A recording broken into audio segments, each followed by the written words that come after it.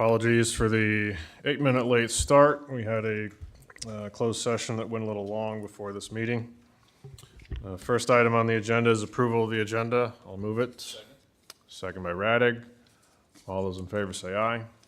Aye. Opposed say nay. Passes 4-0. Items 2 through 7 constitute a consent agenda of routine action items to be considered by one motion. Items pass unanimously unless a separate vote is requested by a board member. Item 2 is approval of the minutes of the April 9th meeting. Item 3 is approval of the claims.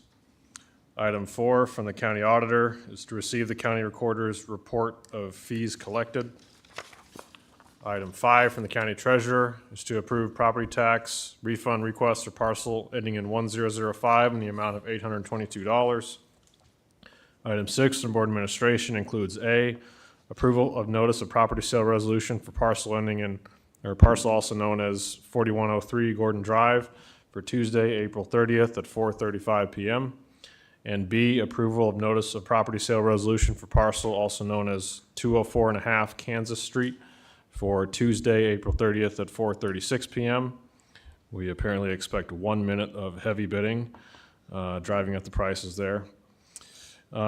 Item 7 from Human Resources includes A, approval of memorandum of personnel transactions, and B, authorization to initiate the hiring process. I'll move the consent agenda.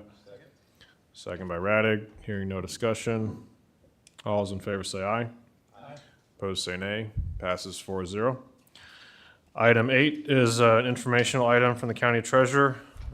Ms. Tina Bertrand is here to discuss the treasurer's office closing April 25th for an all-staff training meeting. Good evening. Tina Bertrand, Woodbury County Treasurer. Every year, District 3, so the state is split up into like 5-6 districts with the kind of a regional area for each of the treasurer groups to get together. Annually, the DOT will come out to the different districts and regions to offer training to staff. So we usually have ours in the spring. This year it's going to be April 25th. Thursday it's held in Denison. Our district president is the Crawford County Treasurer, so she's the one responsible for coordinating and hosting the training session. So we will be closing the office so that all staff can actually attend. We did the same thing last year. This year the focus will be on the Federal Privacy Act that the state has been actually working on.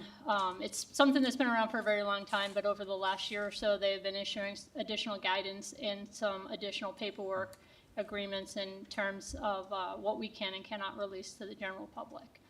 We've been working with County Attorney Woodman on some of those forms and some guidance on that. And then they'll just go over some of the other highlights as to what's happening with motor vehicle services. So it's a good time for the staff to get together and meet with the DOT staff. Usually the director joins that, the DOT director joins that meeting, and then it allows them to actually meet with some of the other treasurers and some basically colleagues that they can actually chat with and talk and kind of review the things that we all experience. So other than that, we just thought it would be a good idea. We do have it posted on our websites that it's closed, so we do have the announcement out there. We will have doors, signs on the doors and the windows, and then I guess with this meeting as well, hopefully most of the public will understand that we're going to be closed on April 25th. Any questions? No. Okay. Well, I appreciate the time. Thank you. Thank you. Item 9 from Secondary Roads for action. This is County Engineer Mark Nera. This is to award quotes for a sectional steel bridge to replace County Bridge K-19 to North Star Steel. Good afternoon. This is a single source bridge quote we're looking at for this structure. K-19 has been closed for at least 4 years. It's on Michigan Avenue between Highway 31 and Old Highway 20. The structure is in kind of a difficult location. We have the channel running down parallel to the ditch, and it makes a real hard dive to go through the bridge opening and then crosses over to the other side, continues south. Downstream of this bridge, we built a 38-foot precast structure on steel H-pile and timber abutments a number of years ago. This structure here, because of the accommodating that stream turn, we're looking at longer. It's going to be 60 feet long, 24 feet wide. It really precluded a lot of the design choices we had out on that structure. At $130,971 for the steel superstructure, put on top of sheet pile abutments like we put on our B64 project, which was on 130th Street. We completed that one last year. We're looking at a structure that should come in around $350,000 to $375,000 in total cost to erect. This in comparison to a continuous concrete slab bridge. The shortest bridge in that would probably be a 70-foot by 24.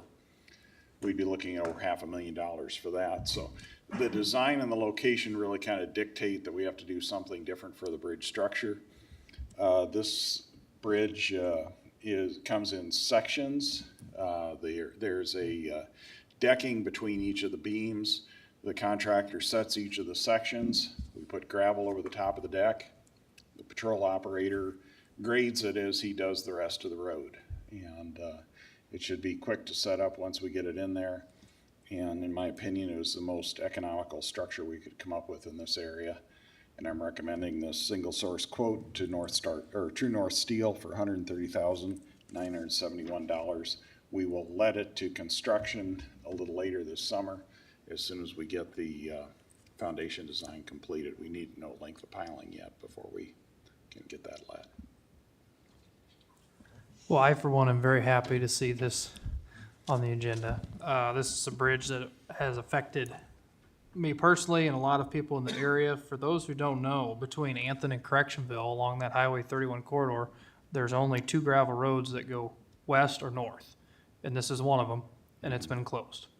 And so if you're in that area between Anthon, you either have to go all the way up to Correctionville, which angles the opposite direction, and then backtrack, or you have to go down to Anthon and take a road that angles a different way, resulting in more miles. So there's going to be a lot of people very happy to have this road back open.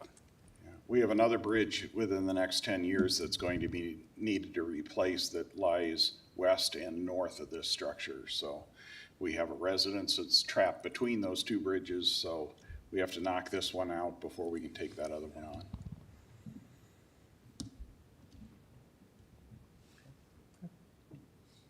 I'll move it. Second? Motion by Raddick, second by Nelson. Any further questions, discussion? All those in favor say aye. Aye. Aye. Opposed say nay. Passes 4-0. Thank you very much. Thank you. Item 10 is reports on committee meetings. Start off, I know Supervisor Bittinger and I had a WCICC meeting last week, and as always, Chief Malloy's operation runs a tight ship and a good operation. They unveiled an exciting product someone in his office was working on behalf of a city-county project, but it was benefiting fire inspections. And it's a GIS locating and tagging platform for pending and current, fire inspection addresses. So it's a map overlay, and people that go out can have that on a tablet and update it. And it's in real time, and it was pretty impressive. It was created in-house, and so things like that that the public doesn't see. The county-city cooperation is never more evident than in WCICC. The back end of the technology infrastructure for our community is pretty exciting, and how it helps everyone do their jobs. So, also, an upcoming committee, I guess, just a reminder, we will have the Lawton Town Hall meeting tomorrow at 4:30. We'll have a lot of great discussion, I'm sure. I promise to the 2 members of the public and candidates for the Board of Supervisors that came tonight, that meeting will be longer. If you go to that one, this is a pretty short meeting you chose to attend today. But we're excited about that and working with their city council. Any other reports? So I did have Simcoe Exec and Finance meeting Wednesday and Thursday. Thursday I got to be the chair, as our chair and vice chair were both zooming in and didn't have the agendas in front of them, so it fell to the secretary. Zooming like running in? No, the old video way. It was a important meeting, obviously, budget time for them as well. So we approved our budgets. On Simcoe Exec and Finance, they do everything budget-wise except for like SEDC, which has its own board. I'm also on that. And then CERTS, of course, has its own board. We also had our last meeting with the building update on there, as the building has pretty much been completed at this point. The final contracts were done through CERTS in our last meeting for landscaping, bus wash. The building came in at a total of 9.9 million, which it was originally designed to be a $7 million building, and bids came in at 12 and 13 million. So we engineered some things out of there. We used the $7 million federal grant from Transit to, start the project, and then we had $1 million in reserves, and then Matthew would remember the county came to the rescue as a nonprofit pass-through to help finance the remaining $2 million. And there we are. They're built, they're done, they're operational, things are going smoothly. And it's just interesting to see how all the change orders on that were negative, lowered the total project costs, and it was done ahead of schedule. So it can be done, but it's glad we're done with it, and it's a great building. And thank you to the DOT for partnering with us in that project. Great. I just have a couple. I had Siouxland District Health meeting this week, and so the overall takeaway was just that finances are healthy, and they're just serving our community and seeing a lot of families coming in there and making sure their kids are healthy and well. So it's good to see that and seeing this the great interaction they have over there with the community. And then secondly, last Thursday I was able to go to the treasurer's staff meeting last Thursday morning, so it was great to see Tina in action and the staff. And so she was up there, teaching them about protected information. Is that right? Personal protected information. I believe that's right. PPI. So making sure that personal information wasn't given out and what are the rules and codes for Iowa. So learned a lot of things about what our Treasury Department employees do. And then just secondly, it was just good to see just the engagement of our county employees and working together and just seeing them just serving the public efficiently, and especially when that lobby fills up and you've got everybody waiting to get through, they work great. So thank you, Tina, for leading that, and to all your employees. It was great to meet everybody, and so that's all I've got to report. That makes me curious. Is there an issue if somebody's personal information were to be disseminated by the treasurer's office? The federal government and the state has a code out there that indicates that there's certain information that is protected. If it is released incorrectly, it's $2,500 fine per item. So it's important that we are following the rules and updating and taking the guidance, and that's why this last year there's been a big push on it.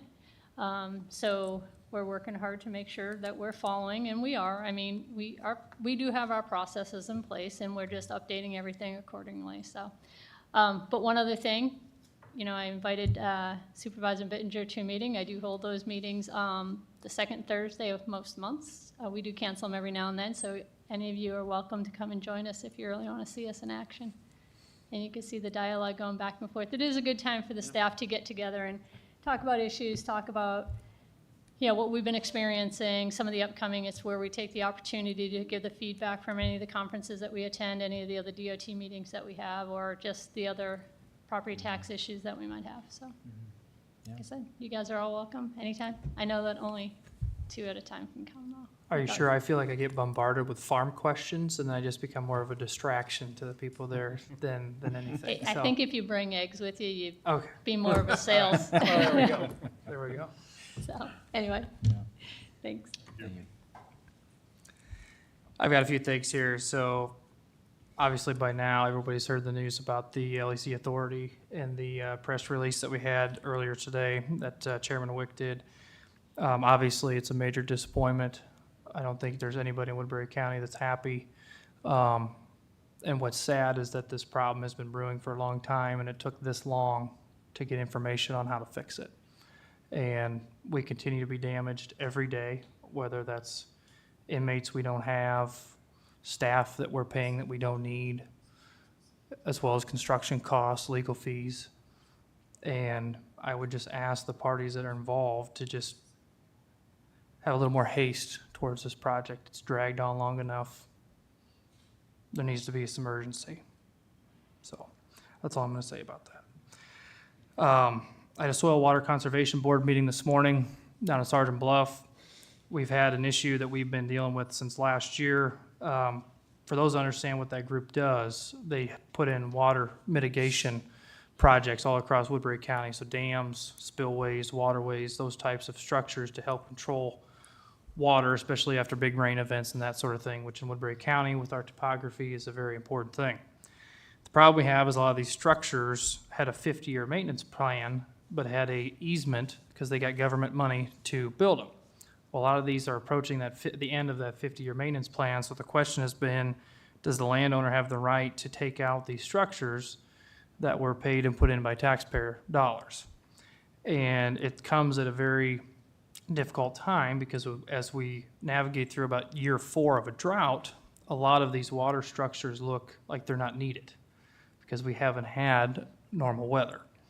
And so we finally got answers today from IDALs that just because the maintenance agreement is up in 50 years, it is still an easement, and that these landowners cannot just go rip out these structures without going through the proper channels, which is something that the board has been afraid of because we don't want people to rip out, 6-figure structures, and then all of a sudden it starts raining again, and then the taxpayers get the honor of putting those back in. So it was great to finally have an answer on that, because it has been an issue with some folks that have just started to tear out dams and other things. So it was good to get some guidance on that. The other thing I have, Conservation Board, Woodbury County Conservation Board, so the septic project down at Little Sioux Park, they are currently setting the septic tanks, which are a microbial system. There's a lot of technology involved. They're going to be able to monitor, the company that sells this and services it, they're going to be able to monitor the actions daily from Wisconsin, where they're located. The contractor is running ahead of schedule on that, so everything should be set for opening in May and having campers in Riverside with the new amenities.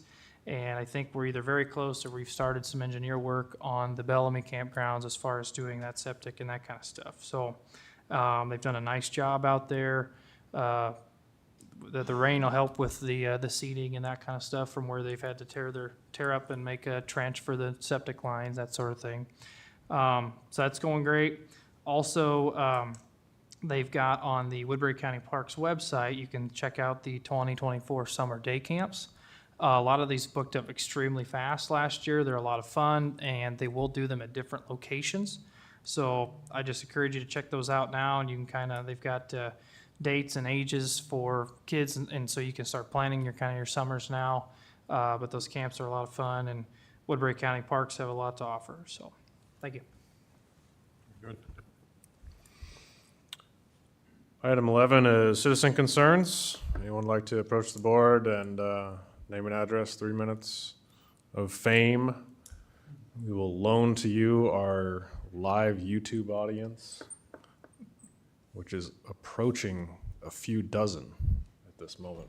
Can you tell, Michelle, what it's at? No, you don't have that up? All right. Anything you guys want to see us do differently as candidates? No? All right, we're doing good. All right, item 12, board concerns. I know that Michelle would like to let us know something. Yes, this will be my last evening of clerking the meetings. I just wanted to say that it has been a joy. I've enjoyed clerking for over the last year. When I was asked to do this, I didn't hesitate to say yes. I wanted to gain the experience, because that's where I'd like to be. So I just wanted to thank you for allowing me to clerk here. I was delegated, and now from this point on, I'll fill in as needed, just like I always have in the past. And you'll see me out there in the audience. Thank you. Thank you, Michelle. Thank you. Appreciate your time. Any other board concerns? Yes, who is the liaison from this group on the prestigious landfill board? Is that you, Keith? No? No, I just sat in, I think I thought it was Dan and. I think it is me. I believe. Have they even had Dan a, and Jeremy? I think so. Yeah, it's, yeah. because they haven't had a meeting? No, we've not been. So, and the reason I ask is and I don't know if they've just changed policy out there, but I got a call today from a citizen that they tried to haul out some demolition stuff, so some wood, sheetrock, that kind of stuff, and they said that they are no longer taking that out there. And so the reason they called was because that they've done this before, and what happened is people would just end up dumping the stuff in the county ditches. And then secondary roads got to go clean the stuff up. And so they were just giving us a heads up, but like, hey, we've been doing this, why is it all of a sudden stopped? We don't want to see our ditches full of this stuff, and, because a lot of it's just wood, sheetrock, that kind of stuff. So anyway, I didn't know who the liaison was for that. I think, is Kevin Nelson from Salix, is he the chair Yes. of that? Yeah. So anyway, and Mark, so that you're aware too, but hopefully it doesn't happen, but we don't want that to happen, so. And I've actually also received a citizen telling me that too. Okay. The concern, exactly the same, Okay. so. Prestigious is a word you said about that. I will look into that and get back to you. I'll Okay. do it tomorrow. Yes, Dennis. I do have the name that we contract with out there, and I'll give you that name. His name's Mike, and now I'll give you a phone number. Sure. Thank you. And then he can explain what's going on. Thank you.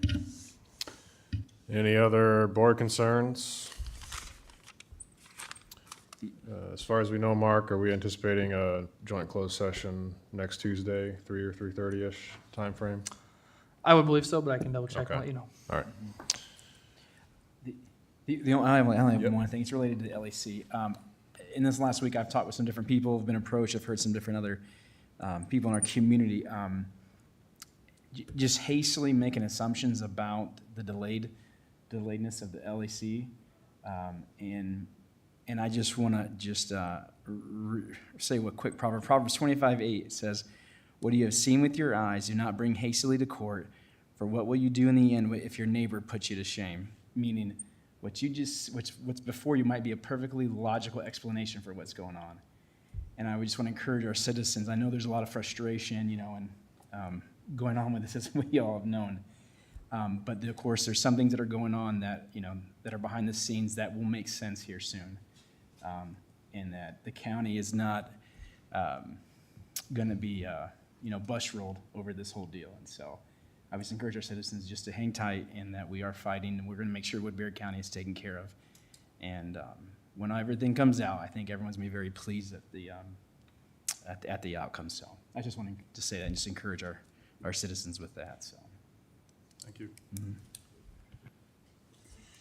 Any final board concerns?